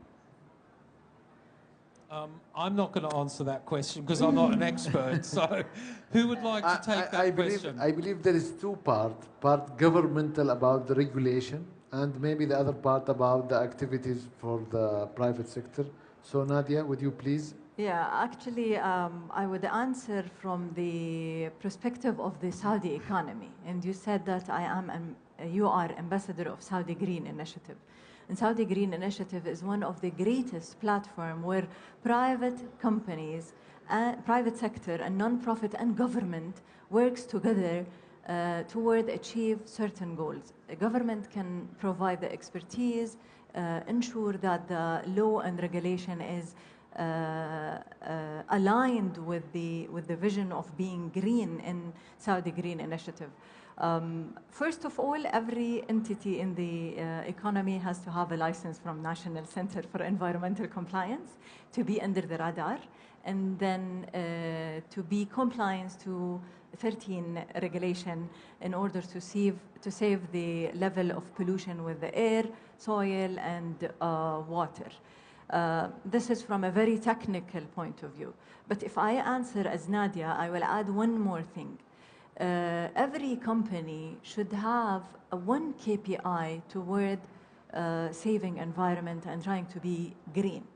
This KPI will allow all the operational institution to allocate fund and spend on changing a behavior from being a private sector entity full stop or being a private sector entity environmentally friendly, economically adding a good value to the economy. To you, Maher. أنا أعتقد مثل ما تفضلت الأستاذة نادية، نعم فعلا هذا الدور اللي بيقدمه القطاع الحكومي، يعني إضافة بسيطة كذلك. حتى الآن مثلا موضوع إنه هيئة سوق المال تدرس إنه تكون تقارير الممارسات البيئية والاجتماعية وحوكمة الممارسات البيئية والاجتماعية من المتطلبات الرسمية للشركات المطروحة في سوق الأسهم. هذا يشجع الشركات بشكل كبير على الاهتمام بهذا الجانب. اللي أنا تحدثت في كلمتي السابقة إجابة على سؤال جيمس اللي كان يتكلم عن الحوكمة، في ربط هنا مهم جدا، أنه القطاع الاستشاري السعودي هو ضمن القطاع الخاص، ولكن هو يشجع ويدعو القطاع الخاص إلى أنه العمل ليس فقط تقرير عن الممارسات البيئية والاجتماعية، ولكن هو بناء وتصميم المبادرات البيئية والاجتماعية التي تحدث أثرا ثم نتحدث عنها. يعني أعتقد مثل المثل الإنجليزي اللي بيقولوا the cherry of the top of the cake، لا يعني لابد من صناعة الكيك أولا وبعدين تزين بالريبورت. وبالتالي القطاع الاستشاري السعودي أعتقد أنه الآن يسهم إسهام مؤثر جدا في بناء المبادرات وفي التأكد من أنه هذه المبادرات والبرامج البيئية التي تقدمها الشركات تحدث أثرا حقيقيا في البيئة. Actually, I do have an opinion. I'm the moderator, but I still have an opinion. And I think from what I've seen from an outsider, and I've been living here nearly 4 years, is I see this fantastic acceleration of technology, of environmentalism and things happening. And I think that the Expo is an ideal platform in 2030 to actually shout to the world about all these successes that are happening here. And that would be my contribution. And I think, you know, from my point of view, I think we should give Saudi Arabia a big hand for winning the Expo in 2030, don't you? And the World Cup is coming also. Oh, the World Cup, yeah. So, do we have another question James, in the if audience? you allow me, I can add something also Oh, here. yes, please do. أمس انطلقت مبادرة السعودية الخضراء وكان في الافتتاح سمو صاحب السمو الملكي الأمير عبد العزيز بن سلمان وزير الطاقة يتكلم بكلام جميل جدا فيما يتعلق بهذا النوع من النقاش أو الحوار. يمكن الآن عندما تكلم الزميل عماد كان يردد كثيرا، وهذا على قولة الأجانب it was a music to my ears. يردد كثيرا من منطلق القطاع الخاص climate وbiodiversity وديزرتيفيكيشن. سابقا ما حد كان يقول إلا climate وبس. طيب، فالآن الحمد لله نجحنا بشكل كبير جدا أن نغير في الذهنية والعقلية الإعلامية تحديدا، إنه النظرة للبيئة نظرة شمولية، والعمل البيئي عمل شمولي. البيئة لا تتعامل مع حدود تصنعها اتفاقيات، البيئة شيء واحد. فبالتالي النظرة العامة لهذا سمو الأمير ذكر الله يحفظه، قال نحن كبلد وضعنا لأنفسنا خطط لم يلزمنا بها أحد، يعني intentionally احنا وضعنا لنفسنا مستهدفات مرتبطة بالحياد الكربوني في 2060. نحن وضعنا لأنفسنا مستهدفات مرتبطة بمبادرة السعودية الخضراء بكل مستهدفاتها الريادية والعالية جدا. نحن وضعنا لأنفسنا أن نقود الشرق الأوسط نحو مبادرة الشرق الأوسط بمستهدفات عالية جدا. نحن بأنفسنا وضعنا خلال ترأس المملكة للجي 20 مبادرة عالمية لتدهور الأراضي، والآن نحن بأنفسنا أطلقنا مبادرة عالمية معنية بالجفاف. فالمملكة قاعدة تسبق العالم فيما يتعلق بالعمل البيئي. ومن ينظر إلى المملكة فقط من أنها هي دولة مصدر البترول، دولة يعني مصدر تلوث، السمو الأمير استخدم مصطلح رائع جدا، we don't care. طيب، فعلا we don't care، احنا قاعدين نعمل، والعمل الذي نقوم به في البيئة عمل يعني مشرف جدا وعمل رائع جدا. نحقق أعمال مهمة وتارجتس معينة رائعة فيما يتعلق بالمصادر الطاقة المتجددة، فيما يتعلق بتقليل الانبعاثات. نحن أقل دولة في العالم في الانبعاثات من خلال عملية إنتاج النفط. فبالتالي النفط هو نعمة من رب العالمين، وهو مورد طبيعي مهم جدا. التعامل معه يجب أن يكون من خلال هذا النظرة الرائعة جدا والخطط الرائعة جدا التي تمثلها يعني وزارة الطاقة بقيادة حكومة خادم الحرمين الشريفين وسمو ولي عهده. ففعلا نحن نعمل، والنتائج هي التي تحقق الصدى الحقيقي للإجابة على أي سؤال إعلامي والإجابة على أي استفسار فيما يتعلق بالعمل البيئي. استضافت المملكة لهذا المؤتمر الجبار الكبير جدا، استضافت المملكة بالأمس لقمة عالمية برئاسة سمو ولي العهد والرئيس الفرنسي مرتبطة بالمياه وأهمية هذه المواضيع. هي كلها مواضيع ترتبط بأن البيئة شيء واحد، وأهمية العمل البيئي تكمن في النظرة الشمولية الحقيقية اللي ما فيها تحيز لكل الأعمال المرتبطة بالبيئة. Thank you, Mr. Well. Do we have any add-ons to Mr. Whale? Yes, please, Imad. I can just go to the portion of your question on what should companies actually do. So what are those practical steps that can get them to actually have a positive impact on the environment? One of the key aspects is obviously these companies are in different sectors, have different types of business models. It's understanding their actual impact on the environment, because environment is quite the general term. Are we talking about their impact on greenhouse gas emissions, so how much they're generating in terms of emissions. Are we talking about waste management? Are we talking about energy management? So on and so forth. Yes, they're all interlinked, but depending on what your operation is, if you are in an operation where at the end of each day there's a lot of waste that comes out, then certainly this must form as part of your strategy and operation. And linking that to what Nadia had said earlier in terms of KPIs. Once you've identified what your impact is, and really from a practical perspective, this is a list of 1, 2, 3, 4, 5. These are my key environmental topics that I must manage as a company.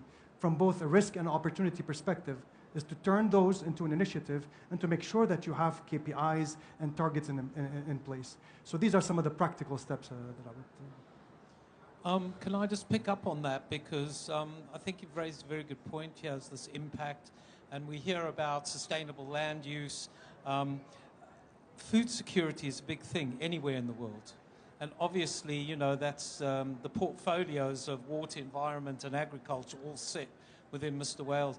So how do we make those linkages between the NGOs, the private sector and the government sector to make sure the environmental steps that are being taken now are adding to the food security of the kingdom? يعني إذا استطعت أن أضيف نقطة هنا، إحنا يمكن اليوم فيما يتعلق بالعناوين الأيام المواضيعية thematic days حق الكوب هو مرتبط باللاند، هو اليوم يوم الأرض، it's the land day. فاليوم يعني انطلقت أعمال منتدى business for land، هو يستهدف بشكل كبير جدا كيفية إشراك القطاع الخاص والقطاع غير ربحي، لأنه لما نتكلم عن هذا الدومين وهذه خلينا أقول الأرضية الكبيرة جدا، نتكلم عن ما يسمون بالنون ستيت اكترز، الشركاء غير الحكوميين او غير الحكومات. فهنا يدخل مساحة واسعة جدا من القطاع الخاص والقطاع غير الربحي والمنظمات والمعاهد العلمية. ايش الادوار المهمة اللي تكون لهم بشكل اساسي، وكيف ممكن تنطلق مبادرات حقيقية من القطاع الخاص والقطاع غير الربحي وجميع هؤلاء الشركاء، بالذات القطاع الخاص فيما يتعلق بالمحافظة على الأراضي وحمايتها، وانعكاس هذا كله على الأمن الغذائي والأمن المائي، لأنه يعني الأرض هي المصدر الأساسي لكل هذه الثروات. يعني يمكن أيضا عماد ذكر في أثناء حديثه إنه 15% من الانبعاثات المرتبطة بالتصحر، ولكن إذا نظرنا لموضوع جميع أعمال تدهور الأراضي بما فيها الأنشطة الزراعية والويتلاندز والتصحر وغيرها، تصل النسبة إلى 24% وليس فقط 15%. فهي تفوق موضوع الانبعاثات المرتبطة بتدهور الأراضي، تفوق قطاع النقل بأكمله. قطاع النقل بأكمله انبعاثاته تمثل 15%. القطاع الطيران والسفن والقطارات والسيارات، لو كل هذه تحولت إلى قطاع كهربائي مثلا ستحل فقط مشكلة 15%. حيبقى 85% من انبعاثات الغازات الدفيئة من مصادر أخرى، 24% من هذه 85% مصدرها تدهور الأراضي. ففعليا التركيز القطاع الخاص على حلول مرتبطة بتدهور الأراضي سيكون له أثر جدا مهم في كثير من القضايا العالمية، ومن ضمنها التغير المناخي وعلى رأسها الأمن الغذائي والأمن المائي وحماية الحياة الفطرية. تدهور الأراضي يؤثر سلبا بشكل كبير جدا على الموائل التي تحتضن الحياة الفطرية بجميع أنواعها. تدهور الأراضي يؤثر بشكل كبير جدا أنه 95% من مصادر الغذاء مصدرها أرضي، 99% من مصادر الغذاء بنسبة الكالوريز مصدرها أرضي. فبالتالي الأراضي لها دور كبير جدا حساس جدا فيما يتعلق بسلامة الكوكب. فالعمل المشترك من القطاع الخاص، من القطاع غير الربحي، من القطاع الحكومي له دور كبير جدا في الحفاظ على تدهور الأراضي أو تقليل من آثار تدهور الأراضي. Thank you. Would anybody like to add to that? I would Nadia, like to please add, do. Actually, يعني these international events bridging the knowledge between countries to another. sharing these knowledge and techniques reduce a lot of reducing the time في الاقتصاد، وأن يعمل على تبني هذه التقنيات وإدراجها ضمن عمليات التشغيل اليومية بحيث تكون win-win situation للاقتصاد، ويحافظ يستخدم أفضل التقنيات ويحافظ على مستوى ربحية بشكل جيد. والحكومة تراقب هذا الأداء من شكل بعيد بعيون الاقتصاد الكلي وتتأكد أنه كل يأتي في مكانه. أنا ودي بس أأكد أنه اليوم في هذا الكوب 16 يوجد العديد من الجهات التي تساهم بشكل أو بآخر في تأمين الأمن الغذائي. وقاء، استدامة، ما ودي أنساهم كلهم، لكن وزارة البيئة، مركز النخيل والتمور. فهي جهود كثيرة موجودة، والشركات في القطاع الخاص، الجامعات والأكاديميين، جهود كثيرة تعمل باحترافية بشكل ما ودي أقول منفصل بس مركز، وتعمل على بناء الجسور بينها وبين بعض للخروج بنتائج أفضل لمعالجة موضوع الأمن الغذائي. Okay, I'm nodding, but I didn't understand. You knew that, didn't you? But we have a question over here from a young lady. Hi, my name is Hayat Hadrawi. My question is about long-term partnerships. So how can stakeholders ensure that partnerships between NGOs, the private sector, and governments are sustainable and impactful in the long term? I believe I included everyone in this question, so I'd love to hear from all of you. We will start with the government. I think the Saudi Green Initiative and the Middle East Green Initiative already had this on ground. Everyone sees that the private sector and the government entities and the non-profit organization works together to achieve certain goals. Launching these kind of initiative always uniting the efforts to achieve certain goals. The Saudi Green Initiative already applied this with a lot of entities locally and internationally, or let's say on the level of the Middle East, if we would say a Middle East Green Initiative. Mr. Whale? يمكن أنا ذكرت قبل شوي you have to put your headset back. يمكن ذكرت قبل شوي so that you cannot tell me that I did not understand. أنا so أعتقد زي ما ذكر الأستاذة نادية، يعني تجارب حقيقية إحنا سويناها في المؤسسة. خليني أذكر مثال، مثلا مشروع مع لزراعة 1,000,000 شجرة مانغروف مع شركة العليان. الأرض يملكها مركز الغطاء النباتي بالتخصص، المال من شركة العليان، التنفيذ من القطاع غير الربحي. فهذه شراكة ثلاثية واضحة جدا لا تنفك، لازم تكون كذا، لا يوجد طريقة أخرى لتحقيق هذا المستهدف بدون هذه الشراكة. إشراك المجتمع العام في التطوع، عندنا مثلا مبادرات لنثر البذور داخل المحميات الملكية. المحمية الملكية جهة حكومية، المتطوعين من المجتمع، الداعم من القطاع الخاص، المنفذ المؤسسة.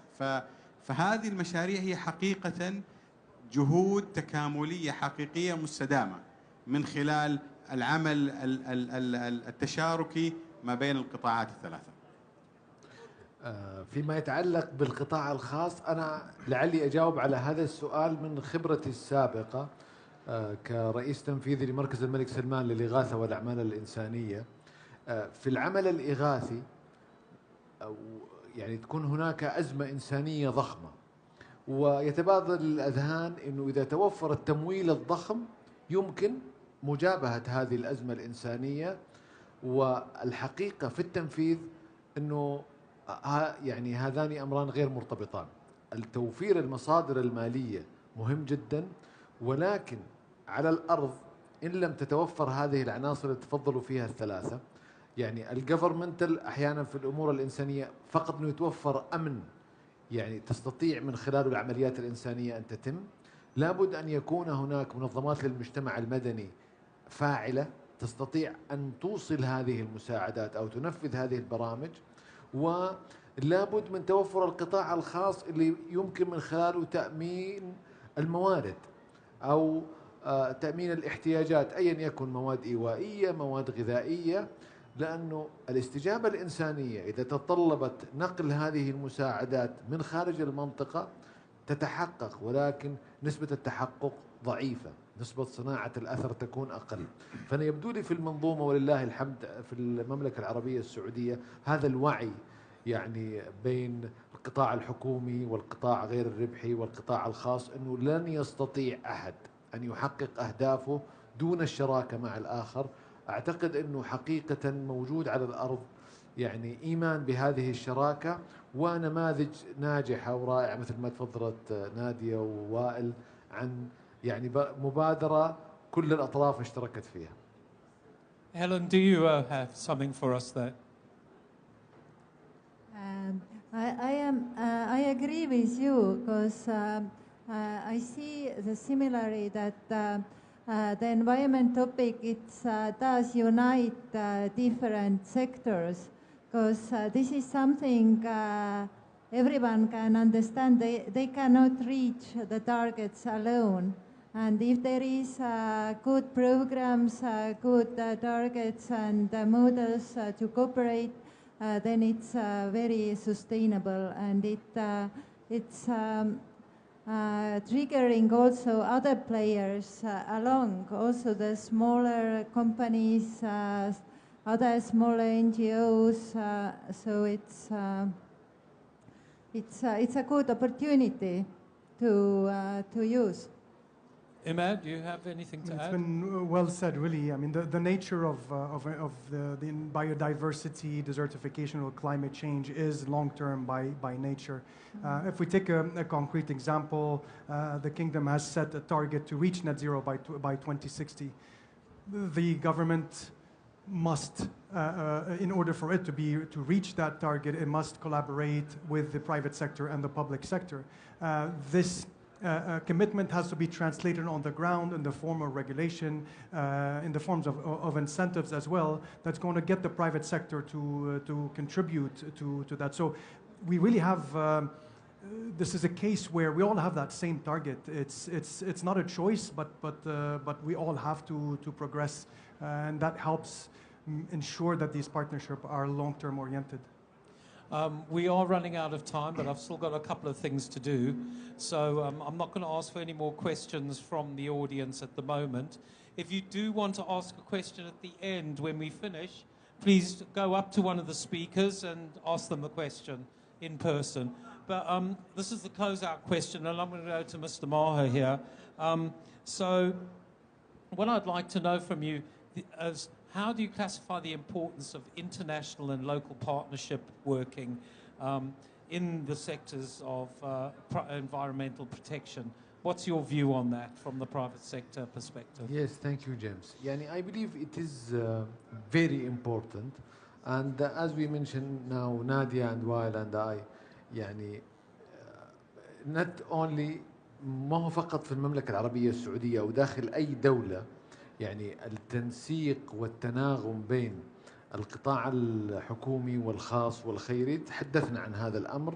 لعل النقطة اللي تفضل فيها جيمس اللي هي تتعلق بالتواصل الدولي، هذا المؤتمر خير مثال إلى عمل القطاع الخاص، مثلا السعودي ضمن المنظومة، ضمن الجهود العالمية في هذا ما يتعلق بالاقتصاد الدائري، بهذه المبادئ والمعايير المطبقة، وكذلك بالشراكات مثل الحاصل الآن بين كثير من الشركات، مثلا في قطاع الاستشارات بين الشركات المحلية السعودية والشركات الدولية والإقليمية. وكذلك أنا كل يوم في أخبار نسمع توقيع مذكرة تفاهم بين الحكومة السعودية وحكومات الدول الأخرى في قضايا تتعلق بالبيئة وخلافها. أعتقد كذلك من خلال المنظمات الإقليمية والمنظمات الدولية هناك عمل كبير في توحيد وتنسيق الجهود العالمية لمعالجة قضايا البيئة والتصحر وخلافه.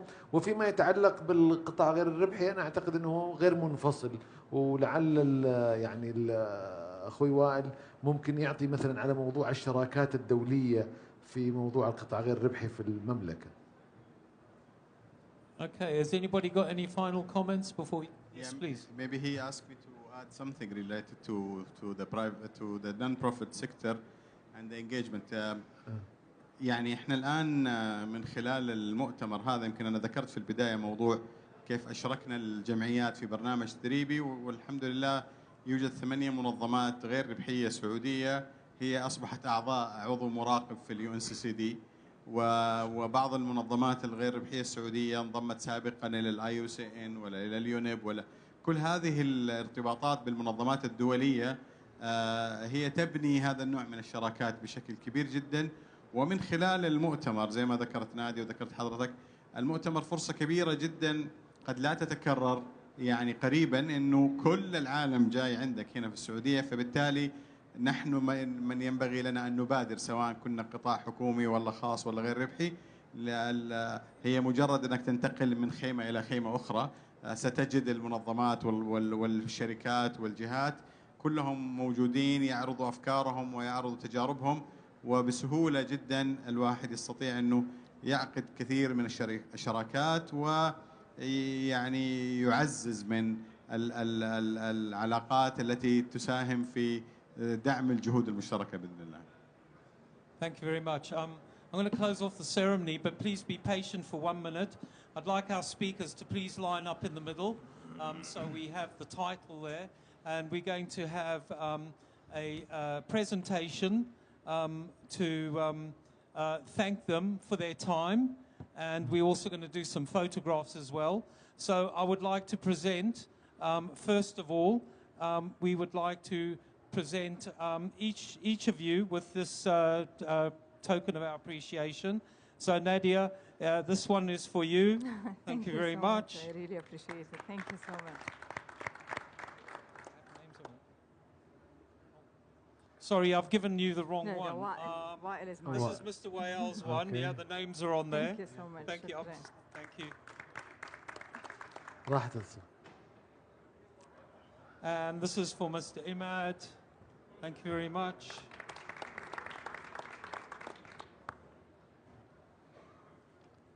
And this one is for Helen. Thank you very much. And this one is for Mr. Maha. Thank you very much. I believe this is for Mr. James. Oh, well, you hold it for now because you're a speaker. And could we have a photograph, please? Yeah. Yes. Okay, in the middle. In the middle. I think you have to be in the middle, yes.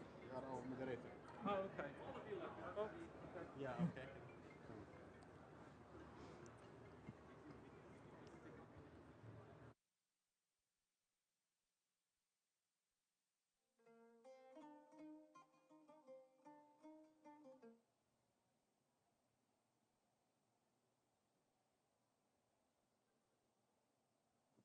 Thank you very much. Thank you very much to everybody.